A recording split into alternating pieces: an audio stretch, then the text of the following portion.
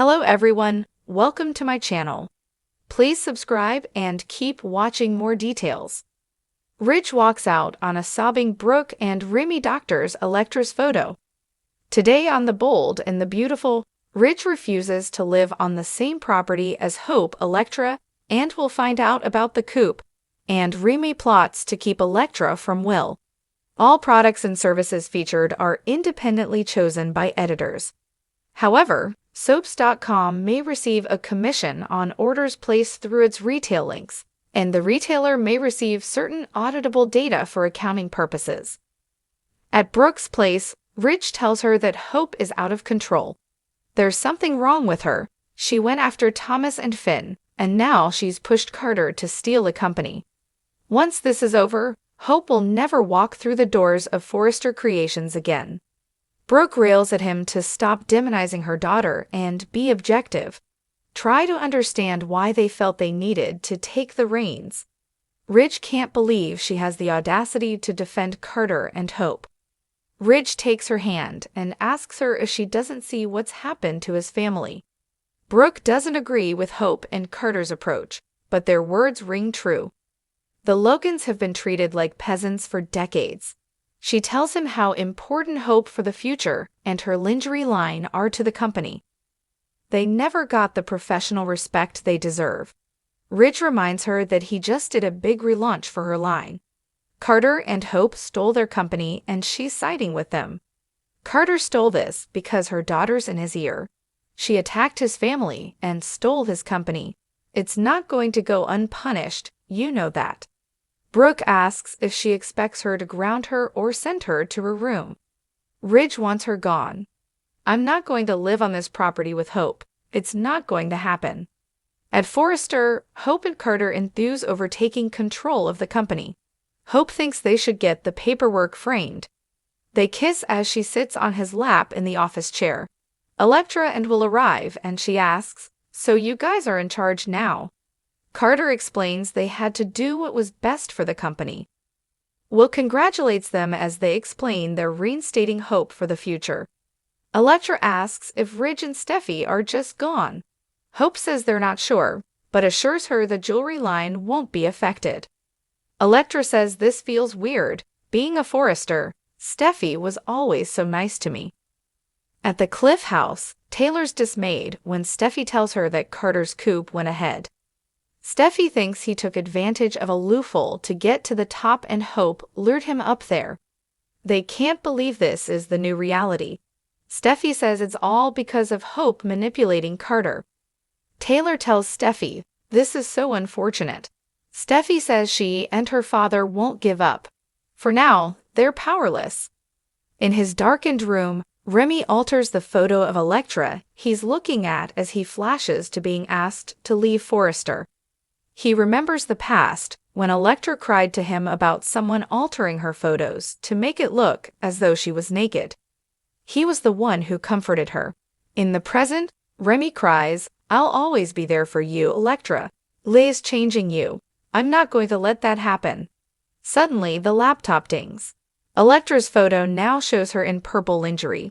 He says, "Sorry I'm doing this to you again, but I can't lose you to Will." In the Forrester salon, Electra wonders to Will if this is still called Forrester Creations. He thinks the change is crazy, but reassures her about the jewelry line. Electra's worried about Remy. He's a good and trusted friend, and she's concerned that his feelings were hurt. Will says she wasn't rude to him. He must understand why she couldn't hang out. Don't worry about Remy. He teases that she should be worrying about him. They kiss. In the main office, Hope gushes that Carter risked everything for them. "Just know it will not be in vain. You deserve this, Carter." Hope tells him this is his office now. "You know you can do anything you want." He asks, "Anything?" She says he could redecorate or put up a big portrait of himself. Locking the door, Hope smiles, "It's all yours." At Brooke's place, Ridge tells her he can't stay on this property with Hope. She uses people to get what she wants. Liam, Thomas, Finn, now it's Carter. If that's not the truth, what is it? Is she just a worthless slut? What is she? Brooke Gops? What? A slut like her mother? She recalls that his mother would call her the slut from the valley. Does he see her that way? He of all people knows what that word does to her. How could he degrade her daughter to that word, after all she's done in the business, after how she's been as a mother, and stepped up to raise Douglas because Thomas was so unstable? She can barely even look at Ridge. Who are you? Ridge counters, who are you? You're defending someone who broke me. You should be defending me. I'm not staying here with Hope. Brooke won't kick Hope and Beth out of their own house. Ridge grunts. Then I'm gone. I don't want to fight with you anymore. I love you too much. With that, he exits. Brooke sobs and hits the chair. Ridge arrives at the Cliff house, and Steffi asks what he's doing there. They agree it was a horrible day, and they have a lot to talk about. Ridge says he told Brooke that Hope is to blame, and she's still defending her. It was quite a fight. Taylor emerges from the other room as Ridge says he refused to live on the same property as Hope and left Brooke. Steffi knows he's hurting, but it's the Logans who caused it. Hope only cares about herself, and her mother is enabling that. Brooke doesn't have his back. Why don't you stay here right now with us? We truly love you and care about you. She pulls her dad into a hug. Taylor joins them. The heavy rain hammered against the glass windows of the small, cozy living room, yet no amount of natural sound could drown out the deafening silence that had descended over the room. Brooke Logan sat on the edge of the couch, her hands trembling as she clutched a crumpled tissue in her palm. Her face was streaked with tears, mascara having long since smudged down her cheeks. Across from her, Ridge Forrester stood frozen in the doorway, his eyes dark with emotion, his body stiff with unresolved anger. "Ridge, please," Brooke whispered through a raw sob. "I didn't mean for it to happen this way." But Ridge didn't respond. His silence was more deafening than any words. He simply stood there, staring at her, his jaw clenched in frustration. It wasn't just anger at the situation. It was something deeper, something far more painful. The betrayal, the lies, the years of promises shattered. He had tried so hard to forgive her before, but this time, he couldn't find it within himself to do it again. "How could you, Brooke?" Ridge finally spoke, his voice trembling with a mix of sorrow and disbelief. "How could you betray me like this, again?" Brooke's chest heaved with the weight of hurt emotions. She wanted to explain, to make him understand that this wasn't what it seemed, that there were circumstances, misunderstandings, she had hoped would clear themselves. But she knew it wouldn't matter. Not now, not after everything they had been through. I never meant for this to happen, Ridge. I never wanted to hurt you, but—" Her voice faltered as she stared at the floor, unable to meet his gaze. Ridge's eyes narrowed, a mixture of confusion and hurt clouding his expression. He turned away from her, the distance between them widening, both emotionally and physically. "I'm done," he said simply, his voice low but firm, filled with finality. The word struck her like a physical blow. She gasped, reaching out, her hand trembling in the air, as though trying to stop him from walking out, to make him stay. But Ridge didn't falter. He didn't turn back. He walked out of the room, out of the house, and out of her life, at least for now. Brooke collapsed into the couch, her sobs echoing in the empty room. She had known it was coming. She had feared it, anticipated it, but nothing had prepared her for the sharp, soul-crushing sting of his departure. He was gone. For good, perhaps. Meanwhile, across town, in a dimly lit room filled with the soft buzz of machinery, Remy Marshall stood hunched over a desk, his fingers moving swiftly over his laptop. The glow of the screen illuminated his face in the otherwise darkened room. His eyes darted from the image on the screen to the original photograph in his hand. It was Electra Forrester's wedding photo, the one she had sent out to friends and family, in an attempt to show the world her perfect life with her now husband Xander. But Remy knew the truth. He knew the secret that Electra had tried so hard to hide. "Let's make a few changes, shall we?" Remy muttered to himself, his fingers working meticulously to edit the image, pulling and stretching the colors, tweaking shadows and light.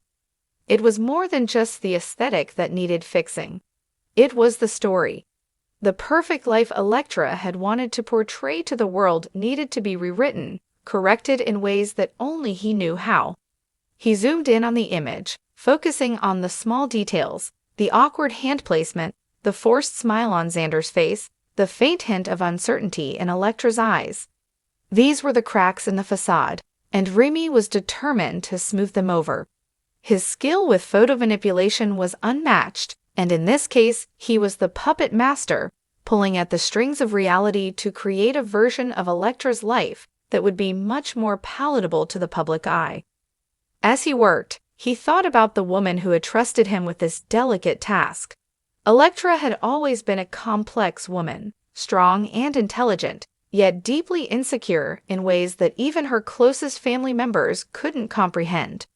She had married Xander for reasons that were unclear to most, but to Remy it was simple. She wanted to be seen. She wanted her life to be perfect, even if that meant manufacturing the truth. The image slowly began to change. The smile on Xander's face softened, becoming more natural. Electra's eyes, once distant and unsure, now reflected a warmth that wasn't there before. It wasn't that Remy was trying to completely erase the truth. He was simply covering it, shaping it into something more palatable for the masses, just as he had done so many times before. A faint click from his mouse echoed through the room as he made the final adjustments. The image now radiated with a fabricated warmth, an illusion of happiness that was so far from the truth that it could only be described as art.